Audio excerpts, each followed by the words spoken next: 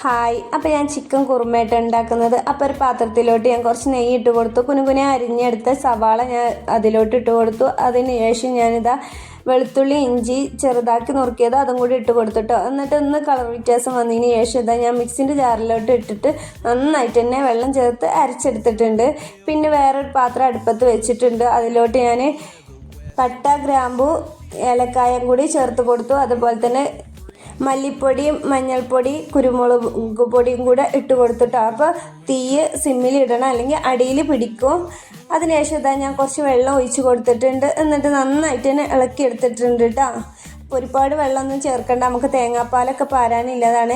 അപ്പോൾ ഞാൻ ഇതങ്ങനെ സവാള ഞാൻ അരച്ച് വെച്ചിട്ടുണ്ടായിരുന്നല്ലോ, അപ്പോൾ അതൊന്ന് അതിലോട്ട് പാർന്ന് കൊടുത്തു. ആ മിക്സിൻ്റെ ജാറിൽ കുറച്ചും കൂടി വെള്ളം ഒഴിച്ചിട്ട് അതും കൂടെ ഞാൻ അതിലേക്ക് ചേർത്ത് കൊടുത്തിട്ട് നന്നായിട്ട് തന്നെ ഇളക്കിയെടുത്തിട്ടോ.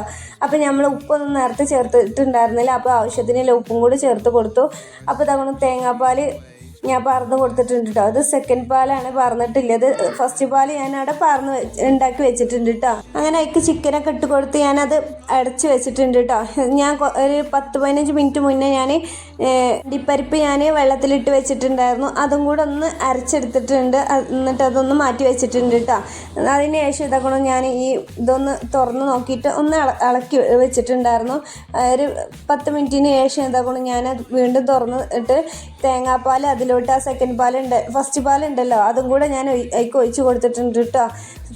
സെക്കൻഡ് പാല് ഞാൻ ആദ്യം ഒഴിച്ചിട്ടുണ്ടായിരുന്നല്ലോ, ഇത് ഫസ്റ്റ് പാലാണ്. പിന്നെ അതിന് ശേഷം ഞാനിതാ നമ്മളെ അണ്ടിപ്പരിപ്പ് ഉണ്ടല്ലോ അരച്ച് വെച്ച അതും കൂടെ അതിൽ ചേർത്ത് കൊടുത്തിട്ടുണ്ട്. അതുപോലെ തന്നെ നമ്മളെ മല്ലിച്ചപ്പും കറിവേപ്പിലയും കൂടി ഇട്ട് കൊടുത്തിട്ടുണ്ടായിരുന്നു കേട്ടോ. അപ്പം എൻ്റെ വീഡിയോ ഇഷ്ടപ്പെട്ടാൽ ലൈക്ക് ചെയ്യുക, ഷെയർ ചെയ്യുക, കമൻറ്റ് ചെയ്യുക, സബ്സ്ക്രൈബ് ചെയ്യാൻ മറക്കരുത്.